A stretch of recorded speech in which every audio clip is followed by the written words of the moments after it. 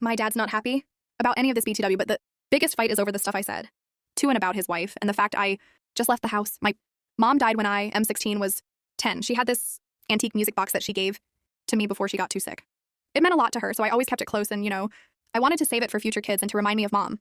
It was always in my room and I didn't listen to it a lot, but just looking at it reminded me of her because she used to dance to the music. My dad remarried 2 years ago and his wife, and I got along fine for the most part. It was sort of tense because she thought I'd want a motherly figure and she'd get to do parental stuff. She built it all up in her head and she struggled when that wasn't what I wanted.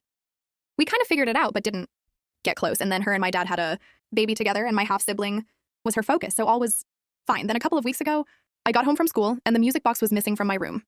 When I asked her if she'd seen it, she lied and said no. I asked my dad when he got home from work and he said no. He asked me if I moved it without realizing and I said no. I tore my room up looking for it and I searched other rooms in the house. No music box. I went to bed that night and heard my dad's wife tell dad she had sold it to pay for medicine for my half-sibling. She said someone bought it off eBay for $2K or something and she waited until she was sending it out to take it because she thought I wouldn't notice immediately. When I heard her say that, I ran downstairs and yelled at her. My dad told me to calm down and that we could talk it out. His wife said I needed to understand that my half-sibling needed medicine they couldn't afford and the music box sold for money to cover it. She said there was no other way. I told her she had no right and it was mom's before and mine now and she was a thief. She defended her decision and told me I was putting a box before my half-sibling's health. I told her she better get it back and she said she couldn't and wouldn't. So I called her a disgusting POS and I told her she was dead to me. She's not my family and she's worthless trash and I wasn't going to live with her or speak to her again. My dad was still trying to calm us both down. I packed up my stuff and texted my grandpa to come pick me up. My dad's wife started yelling at me for waking my half-sibling up.